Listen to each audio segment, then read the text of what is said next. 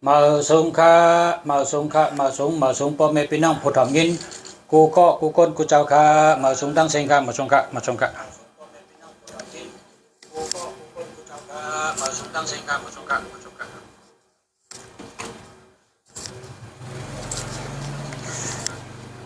Mờ nay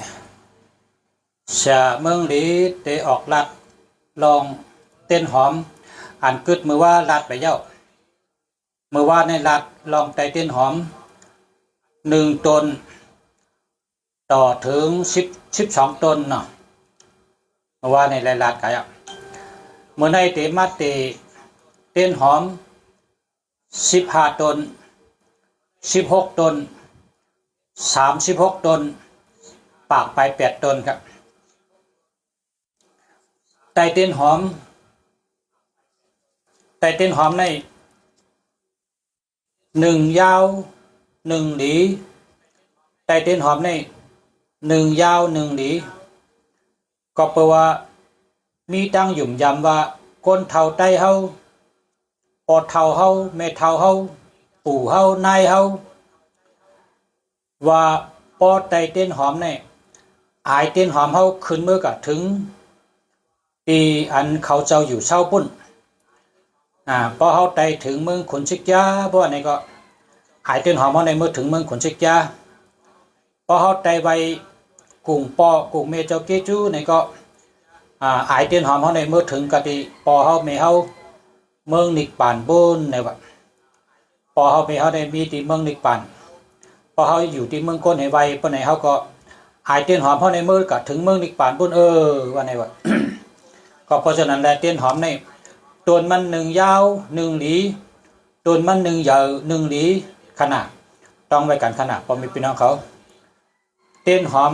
1 ต้นยาว 1 หลีเต้นหอม1 ต้นมันยาว 1 แค่นดีครับก็เพราะว่าพอต้นมันยาวกองแต่นานสุดพอต้นมันยาวไอหอมมันก็จะขึ้นเมื่อถึงเมืองผีเมืองสังเมืองนิกปานกำในเข้ามาแต่เต้นหอมไว้ในเมืองก้นไว้ในเมืองผีในเขาเตะหุติปองกำในครับพอเขาเตะไว้ขุนผีขุนสางขุนชิกยาขุนเดินขุนวันขุนพลขุนลมขุนจักรวตีพอเขาเตะไว้ผีเมืองจันท่าอันอยู่ที่เมืองเหนือขุนชิกยาขุนเดินขุนวันจะไหนขุนเดินขุนเหลาจะไหนเปิ้นว่า16 จันท่าในว่า16 จันท่ามันแต่ไรไตเต้นหอม16 ตนครับเพราะไตเต้นหอม16 ตนในเข้าไว้ถึงเจ้าผ้าเจ้าหอคำเจ้าหอแสงเจ้าวงเจ้าขุนชิกยาเจ้าขุนเดินเจ้าขุนวันจะในเขาไตเต้นหอม16 ตนขนาด16 ตนพอเอาไพ่ไตเต้นหอม16 ตนเอาก็รอดสาธุสาธุสาธุนะโมตัสสะภะคะวะโตอะระหะโตสัมมาสัมพุทธัสสะนะโมตัสสะภะคะวะโตอะระหะโตสัมมาสัมพุทธัสสะนะโมตัสสะภะคะวะโตอะระหะโตสัมมาสัมพุทธัสสะว่าจังไหน3 กำเหวก็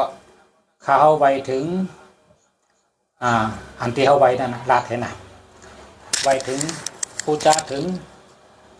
อันนั้นอันไหนคะเจ้านั้นเจ้าไหนคะเนี่ยเขามีตั้งดูจังนั้นจังไหนคะเนี่ยก็ตั้งอกตั้งใจย้อนชูเอาชูต้องเอาขนาดพอเขาไตไว้เมืองผีเมืองสังเมืองขุนชิกยาเจ้าผ้าเจ้าหอคำเจ้าวงหอแสงจะไหนไต16 จันผ้านะไต16 ตนนะไต16 ตนกำในห้ามสืบเชิญในกว่าตั้งนานได้พอเขาติดไตเต้นหอมหลู่ไวเจ้าน้ำเจ้าหลินเจ้าวันเจ้าเมืองอันอยู่ที่ลินเขาเนี่ยพอเขาติดไวเจ้าอันอยู่ที่แผ่นดินนะครับ15 จันดินนะครับ15 จันดิน กรรมคนเท่าไตเฮากูปอกเปิ้นว่าปอเท่าไตเมเท่าไตปู่เฮานายเฮายาเฮาปู่ย่าตายายเฮาคนเท่าไตเฮาปอเท่าเมเท่าเฮาปู่เฮานายเฮาว่าไว้16จันพระ15จันดินนะครับพอ15ตัวนี้ไว้เจ้าน้ำเจ้าลิ้นเจ้าวันเจ้าเมืองอันอยู่ที่ลิ้นนะครับเนาะพอเฮาติกะเฮ็ดไร่เฮ็ดสวนเฮ็ดไร่เฮ็ดนาได้ปลูกได้ชอมพอเฮาติขุดลิ้นเนี่ยเฮาก็ไต่เต้นหอม15ต้นพอไต่เต้นหอม15ต้นแล้วก็ดอดนะโมตัสสะ3กำนะนะโมตัสสะภะคะวะโตอะระหะโตสัมมาสัมพุทธัสสะนะโมตัสสะภะคะวะโตอะระหะโตสัมมาสัมพุทธัสสะนะโมตัสสะภะคะวะโตอะระหะโตสัมมาสัมพุทธัสสะพอเฮาว่านะโมตัสสะ3กำแล้วก็เต้นหอมเฮาจับไผ่15ต้นแล้วก็ปักใส่ตีลิ้นเมืองนั่นกะพอปักหาตีลิ้นเมืองในเอาผ่ามือในตบดิน3กำ1 2 3เอาผ่ามือตบดิน3กำเชียวก็เขาจือก็ในอาศักกันในอยู่ที่ในเขาไว้ถึงเจ้าน้ำเจ้าลิ้นอันเฮาไว้นั่นเจ้าหังก็ว่ากานะเพราะว่าเจ้าอันอยู่เนลิ้นนี่แหละไต่เต้นหอม15ต้นค่ะนะ15ต้นอันนี้ก็ต้องกันไว้16จันผ้า15จันดินนะครับว่าเนาะคำนี้สืบเส้นในกาตั้งนาแทงตอนหนึ่งจำเต้นหอม36ต้นนะครับเต้นหอม36ต้น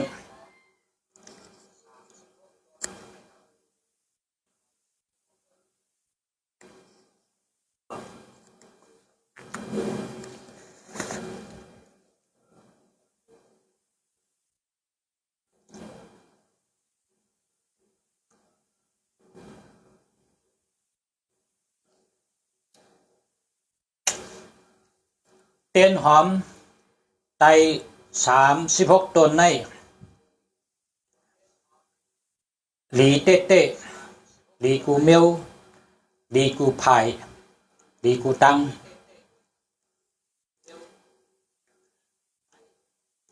กองลาชยานะวะดีครับเรียนะเรียครับประวัติไต่เต้นหอม36ต้นในครับโหลไรไตกลางแจ้งค่ะนะโหลไรไตกลางแจ้ง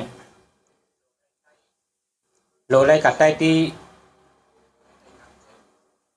ตั้งเหนือนี่มีสังมุงครับต้นไม้ก็มีอันมุงก็มีแต่ไรปังเมื่อกัดถึงต้องผ้าพุ่นครับเพราะว่าไตเต้นหอม36ตัวเนี่ยแต่ไรไตนอกเฮินแต่ไรไตนอกเฮินไตตี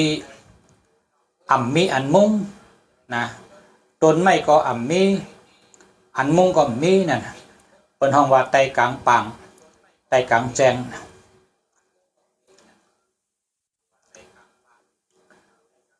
อันนั้นพอไตเต้นหอมในกับไต36ต้นนะพงนำปัดตรงเนี้ยโกคุณนิดโกเลตรงเช่านิดงาโกสิดดีเข้า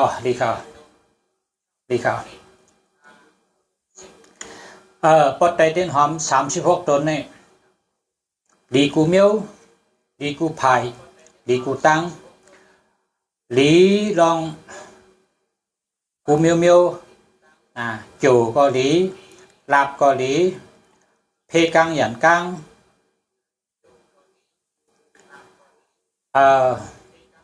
กาเมียดไขมันอยู่ดีกินหวานเฮ็ดสังก็หลอดเพครับ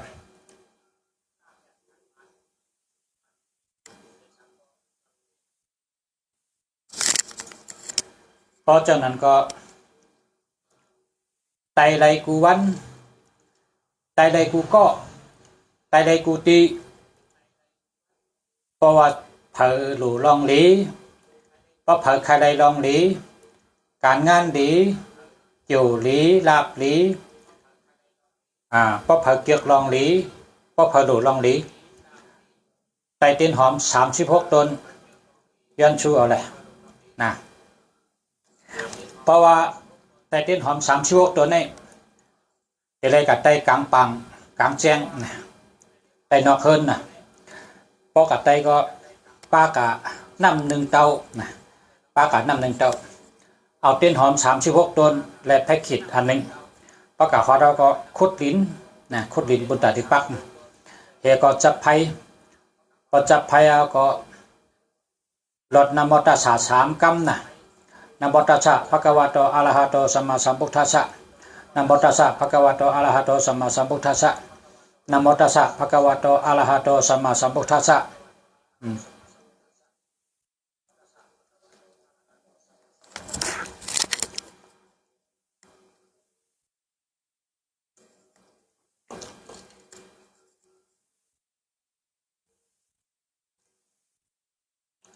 กินน้ำมะพร้าวชมนะพอไตเต้นหอมเอาหลอดนะโมตัสสะ3 กัมหลอดนะโมตัสสะ3 กัมเอาก็หลัดจือหลัดอาสาดหลัดวันเกิดหลัดปีอยู่หลัดรองตั้งเฮียก็ไตนะพอไตเอาก็ยกมือไว้ว่าเขาสั่งว่าเพราะว่าเขาเลยพิษกายกรรมวจีกรรมมโนกรรมเพราะเขาเลยรับพิษเพราะเขาเลยวนพิษเพราะเขาเลยเฮ็ดพิษจัดก่อนก็หลีจัดในก็หลีไรหู้เสก็หลีอำไรหู้เสก็หลีได้ตั้งใจก็หลีอำไรตั้งใจก็หลีกติกุงพลาตลาสังฆะศาสมาคุวาจันปเมกติกุงเจ้าหลีผีเมียตั้งหลายกติกุงเงาอันมีกรรมมีมนต์ตั้งเสียงตีชัดก็หลีตีก้นก็หลีสังวาคารพิษก็แค้นต่อเมตตากรุณาปล่อยวางข้างบันคะอย่าให้เป็นบทอย่าให้เป็นต่างเสกรรมติขาในการนาคาก็ย้อนปูจอกันต่อและหลูตันเต้นหอม36 ตนเยอะในการนาเฮาข้าวเฮ็ดสังก็เฮาอ่องเฮามัน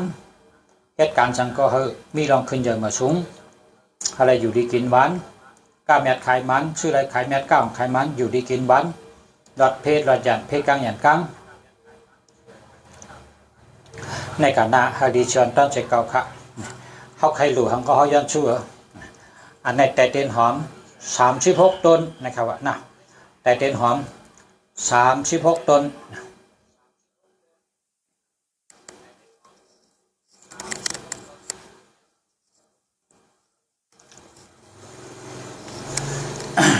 แต่เต้นหอม36 ตนนี่แหละดีกูเมียวย้อนชูไรกูเมียวดีกูไผ่ดีกูตั้งย้อนใดกูไผ่กูตั้งอันหนังตั้งโลมีนะกับในสืบเสียในกว่าทางตอนหนึ่งนะสืบกว่าทางตอนหนึ่งเดลัดลองไตเต้นหอมปากไป8 ตนครับเดลัดลองไตเต้นหอมปากไป8 ตนเพราะว่ากิ่วในมันมีปาก8ครับกิ่วในมีปาก8กิ่วตะนั่งหน่วย6 ปีกิ่วตะนั่งหลา15กิ่วอังกา8 ปีกิ่วพุทธหู17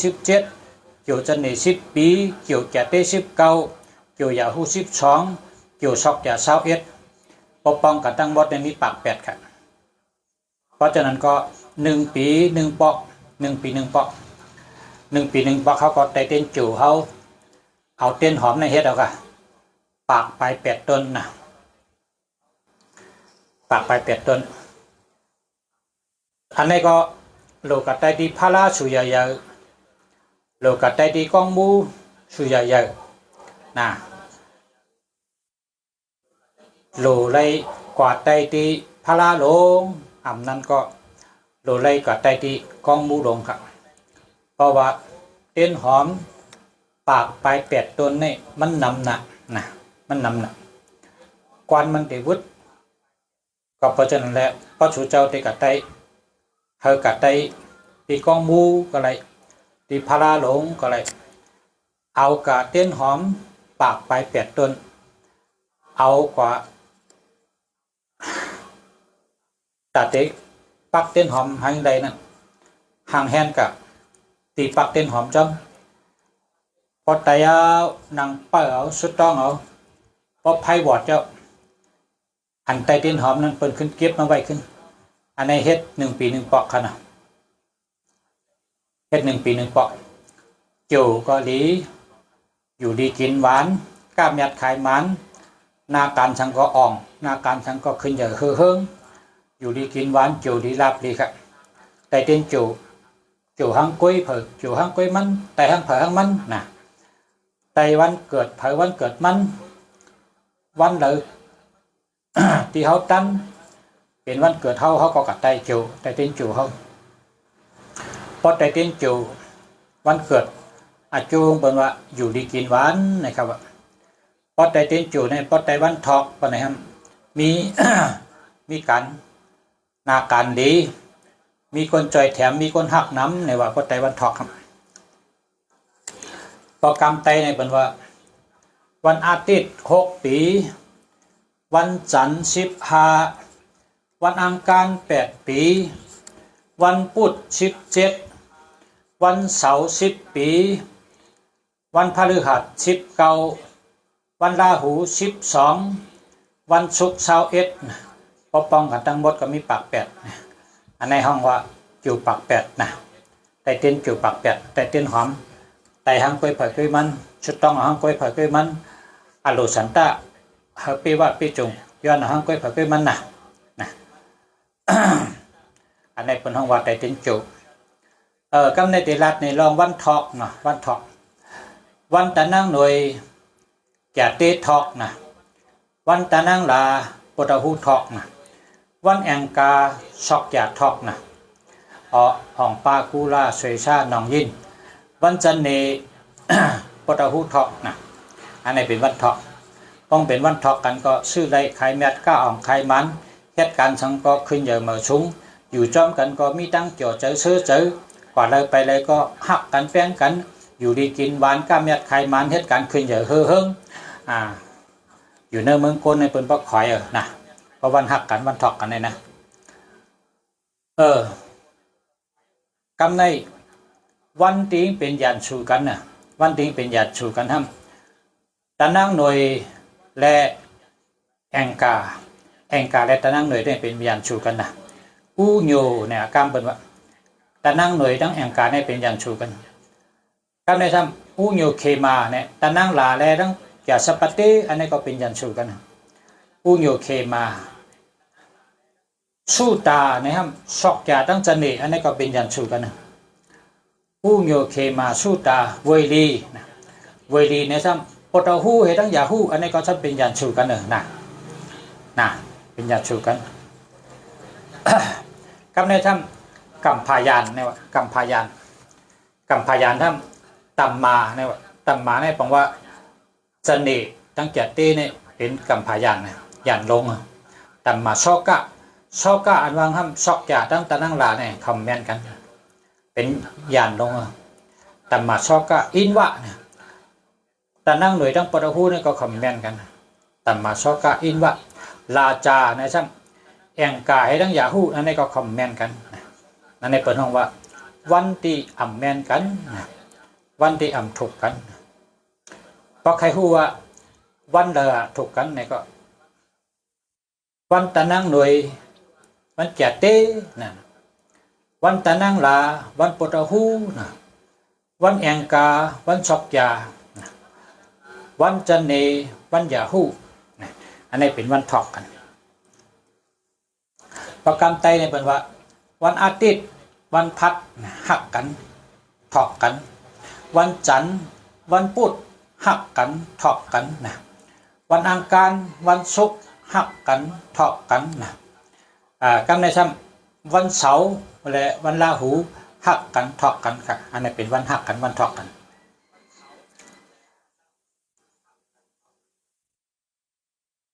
เพราะว่าวันหักกันวันถอกกันปะเนี่ยก็กล้าขายก็กล้าเมียดขายมันเหตุการณ์สังก็ขึ้นใหญ่มาสูงอยู่จอมกันก็อยู่ดีกินหวานนะมีตัวแคมฉะใจแคมฉะ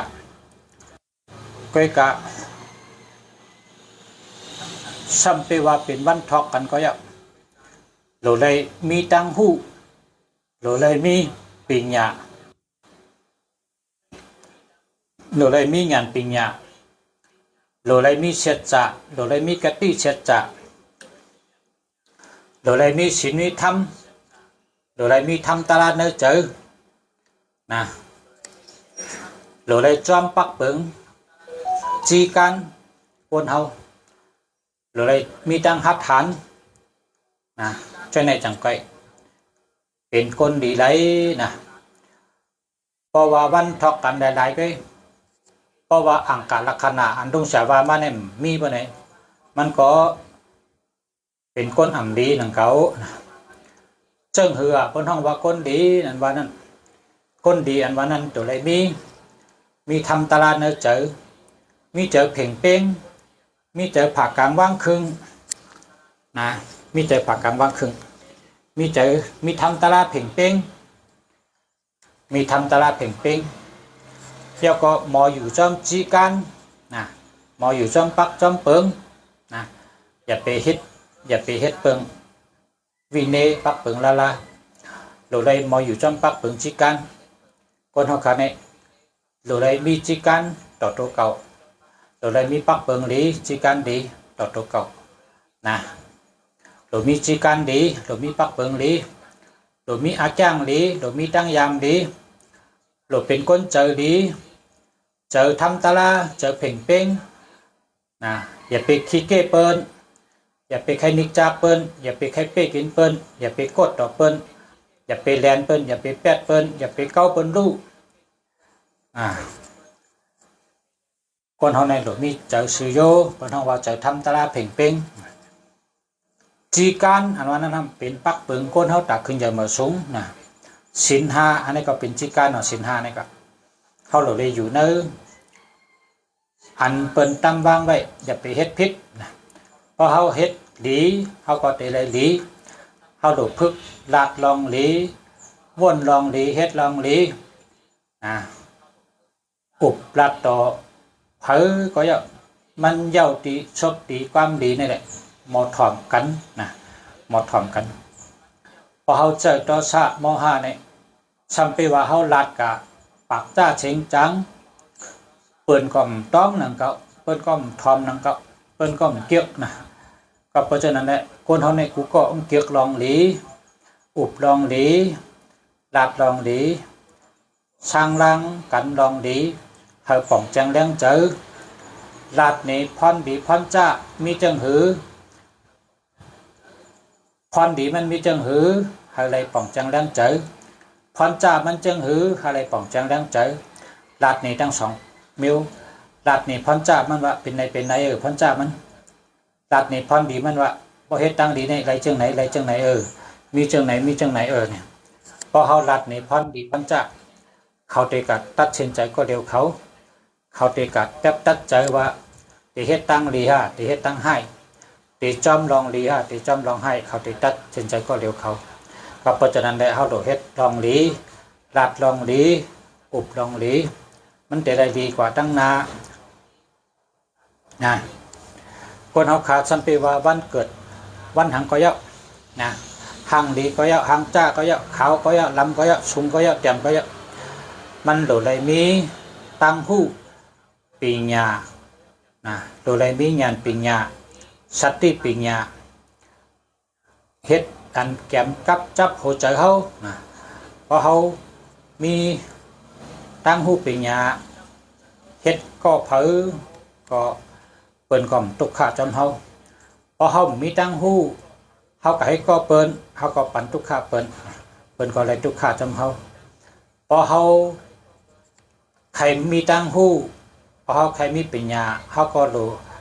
มีสติเฮาก็เล็บเห็นปัญญาเล็บเห็นตังหูถ่อมน้ำต้วยน้ำต้วยเล็กน้ำถ่อมน้ำนะการสอนปัญญาในมีสี่ลายในว่าการสอนปัญญาในมีสี่ลายคนตาบอดเนี่ยก็เปิดคำพันได้เขาถ่อมให้ได้เขาเลยตั้งหูนะ เขาได้ตั้งหูมาในว่าคนตาบอดนี่นะเขาถ่อมน้ำกำในก้นอาในทำมันหมอลัดก้นอาในทำหิวอะไรปีญาเนี่ยก้นอาในทำเตรียมติ๊กติ๊กนะครับว่าก้นอาในเตรียมติ๊กติ๊กเตรียมเอาทำบอดต้องเลยโตถ่อมน้ำเตรียมน้ำเนี่ยว่ากำในลูกอ่อนก็อยู่ห้องเฮ็ดในทำเฮ็ดถือได้เขาต้องกับสอนดิกเนี่ยจักน้ำเนี่ยว่าลูกอ่อนในจักอมซบเมืองเรียงมาก็ว่าดิกว่าจะบ่ต้องเป็นนาตอนนี้หลอดในที่อะไรเขาต้องดิกจักน้ำนะครับกำในก้นหลงก้นเท่าจึงเฮาคานี่เพราะใครมีตั้งหู้ก้นใหญ่ก้นหลงในซ้ำเฮ็ดถือแต่ได้ปีญาเนี่ยอ่านดิกน้ำนะครับเพราะอ่านดิกน้ำนี่ก็เพราะว่าอ่านผ่านตาน่ะมันอ่านผ่านตาเพราะเขาเลยอ่านผ่านตาให้3ปอกบ่นี่เขาก็ต้องกว่าขับพองว่าปรับลิกอันนั้นเพราะเขาเลยอ่านปอกนึงเขาก็ต้องอีกนึงเพราะเขาอ่าน2ปอกเขาก็ต้อง2อีกเพราะเขาอ่าน3แปลน3ปอกบ่นี่เขาก็ต้องแล้วกำน้ำนี่เพราะฉะนั้นเขาไปอ่านดิกอันเด้อเขาเกี่ยวจึงคือก็เขาอ่านซ้ำอ่านซ้ำนะอ่านซ้ำอ่านยาวอ่านซ้ำอ่านยาวอ่านซ้ำอ่านยาวอ่านแทงอ่านยาวอ่านแทงให้เขาติดต้องไว้ต้องไงเพราะเขาใครได้กัด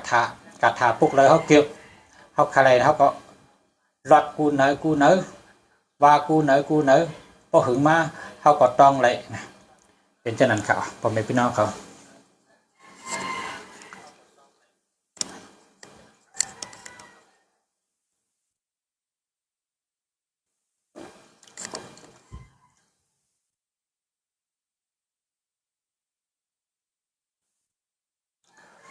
กินน้ำหมักผ้าชม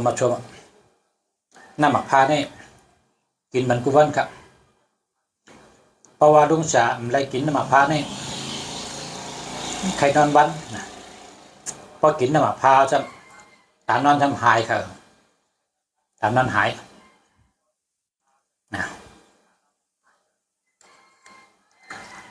อันโดยกินกุวันนะครับว่าชาวบุญเขาว่าคนเท่านั้นเพราะใครอยู่ดีกินหวานเพราะใครอาศักยืนยาวเนี่ยเราได้กินกูว่าในมี8 เมลนะครับ1กินผักหมี่หอกินกูวัน2กินน้ำหมักผ้ากินกูวัน3กินขิงกินกูวันนะ4กินเห็บครับว่าเห็บอย่างก็เห็บต่อห้อยว่าเห็บปกว่าเห็บพันว่าเห็บนางผ้าว่าเห็บเพิงว่าเห็บหูหนูเห็บหูแมวเห็บคุณเห็บเย็บกินได้กูเมียวค่ะเห็บเนี่ยเป็นยาค่ะกินกูวันได้กินกูวันก็ใกล้ๆกินฮะค่ะนะ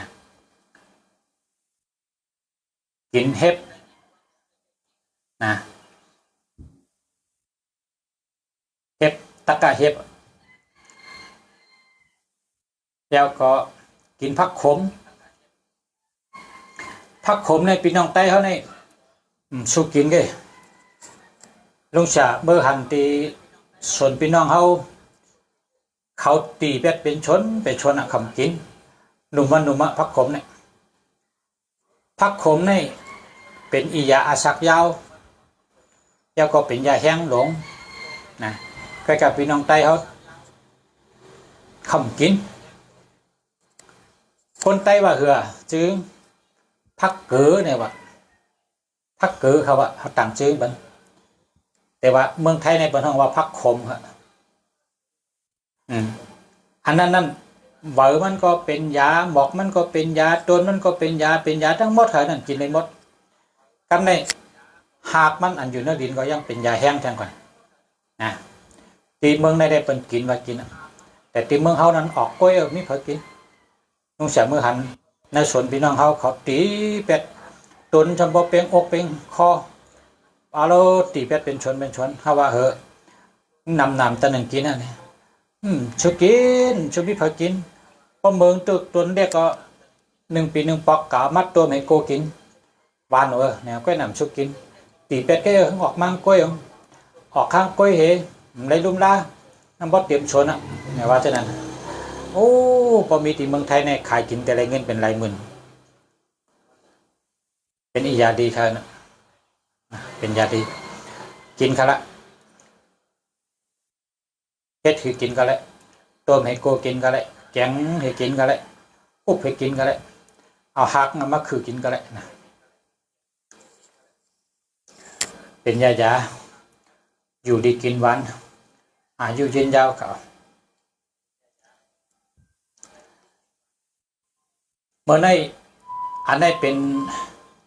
คำมารับรอง16จันผ้า15จันดินเอากันไหนกันนะ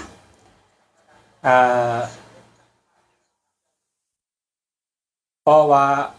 ใครทำหมายพงจ่องริมดีในกำขึ้นมาทำเลยเขาเตะกว่าเปิดในติ๊กต็อกติ๊กต็อกในเฮ็ดก็กันทั้งวันก็เลยมันพอทำในติ๊กต็อกในพอว่าลุงฉาลาดเจ้าในก็หลายกับหมดมันขึ้นข้างไว้แต่ว่าพอลุงฉามาด้วยในตัวเดียวในเป็นเพจในทั้ง10 ปีก็ตึกยี่หน่วยในเสียงลุงฉาในทั้ง10 ปี20 ปีมันก็อยู่นั่นแหละอันชูเจ้าถามเขามาหมายพงอันในกองเด็กกึกไว้ในค่ะเนี่ยมาสงค่า08098เนาะ116795อันนี้หามาหน้าลูกไปเลยหามาค่ะเบอร์โทรนี่มันดิ0644870689อันนี้มี70แล้วก็06นะเอา8ให้หามา096745555379อันนี้มันมี67ครับเอา8ให้หามากันนะนี่เดี๋ยวตัวอย่างนะ